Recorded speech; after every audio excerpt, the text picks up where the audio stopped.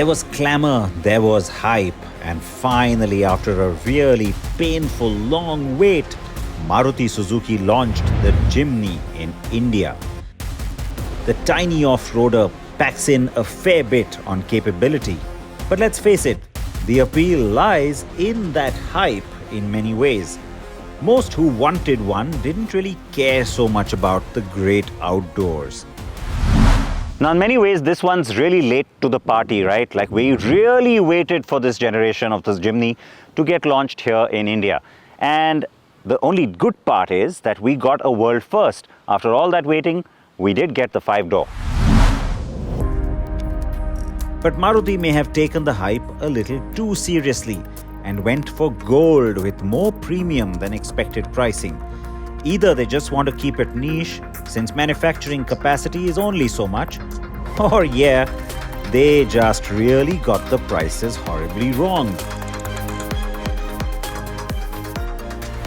But today it's not just about this car, it's also about this one. Yes, the Thar. Everybody immediately started talking about the Thar the minute we said Jimny. Seemed like the natural comparison. But guess what? I'm here to tell you today that they are not really rivals. Don't make a face, don't frown. Yeah, I can see that, it's you. Don't do it. I'll tell you why. While they may seem on paper to be suited as being direct rivals, there's actually a lot of difference between these two cars. That's what I'm going to explain to you now. So yeah, they're both off-roaders. They might attract a similar buyer, and now they're also close on price positioning. But the Thar is the butch brute, while the Jimny is, well, the cute yet capable type. Both cars are purpose-built and, of course, they're very capable off-road. That is a similarity. We'll get to that in a bit. First, I want to talk about the size. The footprint of these two cars is nice and compact. They're both subcompact SUVs and they are both exactly the same length. That's a similarity too. But on wheelbase, huge difference. 140 millimeters more of wheelbase is what you get here, which is just as well because, of course, you've got the rear doors. Now, on the Thar, we're still waiting for that 5-door version to come in. There's a lot of talk about when it'll come. Not happening this year, so that gives an advantage to the Jimny. In terms of width, you can see very clearly the Thar is definitely the bigger, more butch-looking car. It's wider. There's a difference in height as well, but that wheelbase becomes a compelling difference.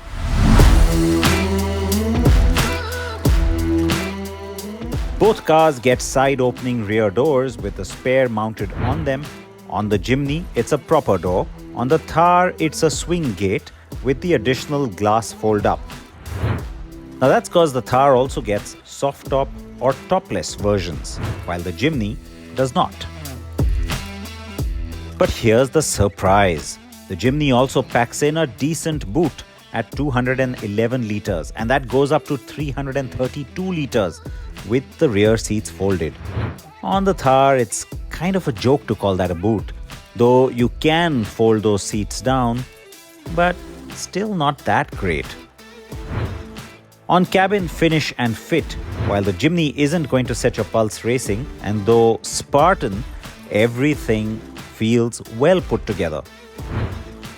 On the Thar, it remains crude, especially at the back, and the huge wheel wells make the rear seat uncomfy. That seat also sits right above the rear axle, making the ride jumpy and not great. The rear seat is a big win on the Jimny, and having those extra doors to get in and out also make it very, very comfortable.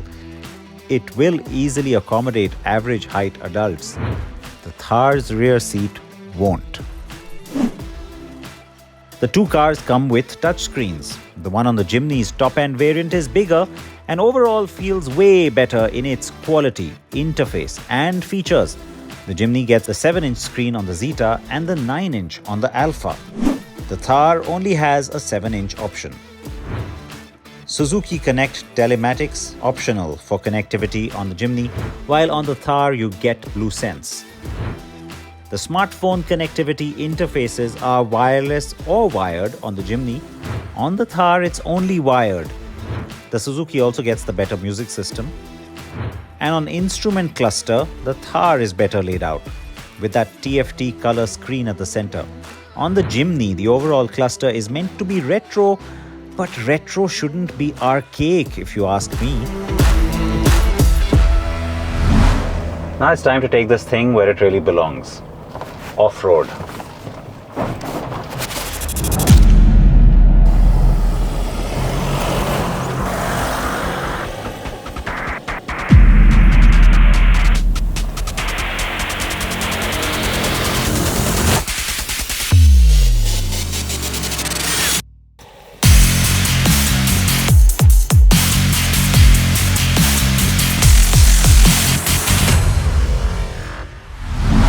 The ease with which you can take this car on and off the road is really what sets it apart. I mean, that's the whole point of this car. It is maneuverable, it's easy, and remember, I may have gone completely off-road with it, but it also will then do really well in bad road conditions, in broken roads, and yes, during the monsoon. That's going to be the big advantage, and that's what a lot of people are going to buy into as well. From that perspective, it's comfortable, it's quick, it's efficient, and it's easy.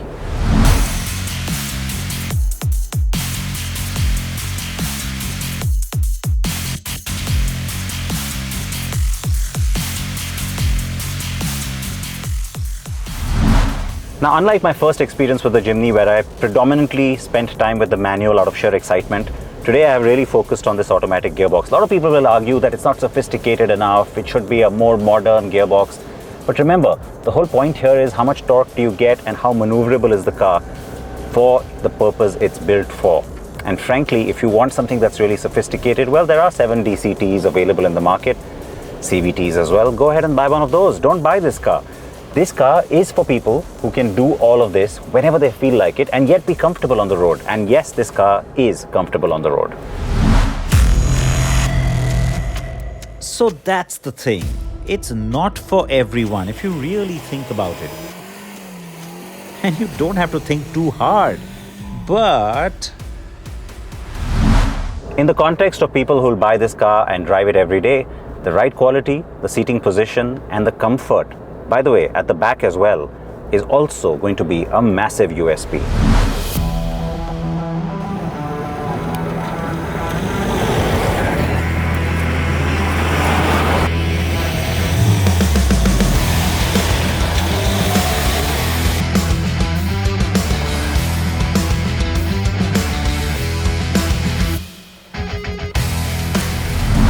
Now, the thing which surprised most people about the Thar when it first came out, the refinement, the ride quality, the comfort and seating position here in the driver's seat. Those things remain its big strength even today.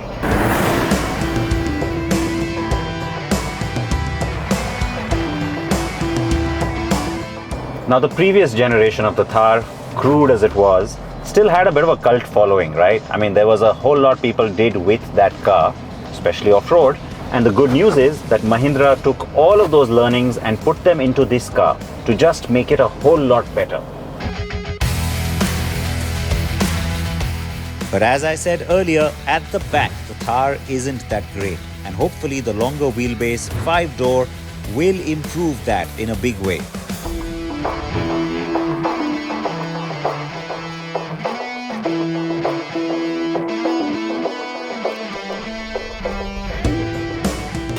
The Thar boasts better figures on the off-roading front though. Ground clearance is 16mm more. The wheel travel is also a lot more. The approach and breakover angles are higher too, though the Jimny has a better departure angle. On water wading, there is a huge difference, though the Jimny will do the usual shallow stream or riverbed with ease. So while the Jimny holds its own and really surprises you off-road, the Thar will do a lot more. The shift to 4x4 on the fly is way easier on the Jimny, and while it feels more sophisticated overall, it also feels light and bouncy, while the grunt and heft of the Thar will inspire more confidence. The Thar's sheer size is an advantage, but its creds go beyond that, and it also gets the advantage of 2 diesel options. The Thar also gets a lot more power and a lot more torque.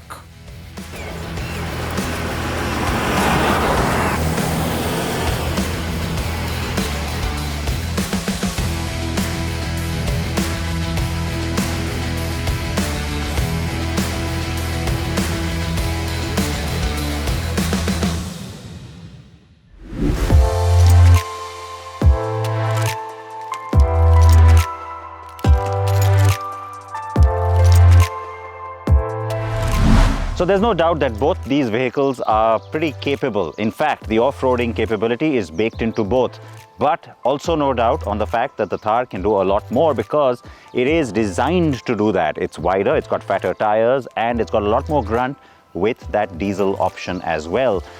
But does that mean that I'm naturally saying this becomes the obvious choice? Well, at the start I told you this isn't a comparison, but take into account the fact that most people who buy both these cars are probably never going off-road. They're probably doing it because they want to look cool and they think the cars are extremely cool. In that scenario, the one thing that makes the big difference, pricing.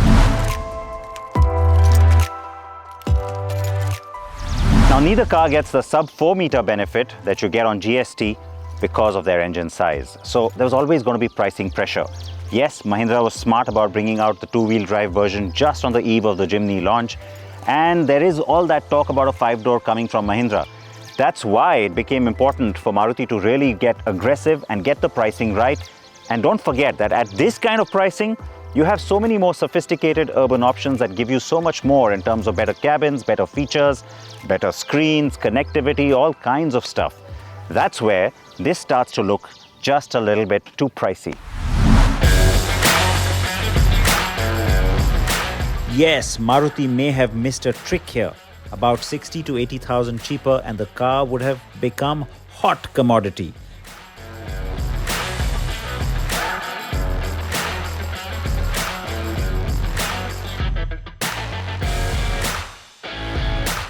Challenging the likes of the Sonnet or Venue and even the Creta in some ways, but only on volume, mind you. The Jimny remains different enough from those since they will continue to compete with Maruti's other SUV models, namely the Brezza, Fronx and Grand Vitara. And there it seems lies the reason why, though with a limited appeal, the Jimny will still gain its legion of fans, price notwithstanding, and the cult will thrive. It is definitely game on, and it is your move, Mahindra. With not just the 5-door Thar, but the BE05's RAL-E version. That surely also comes to mind.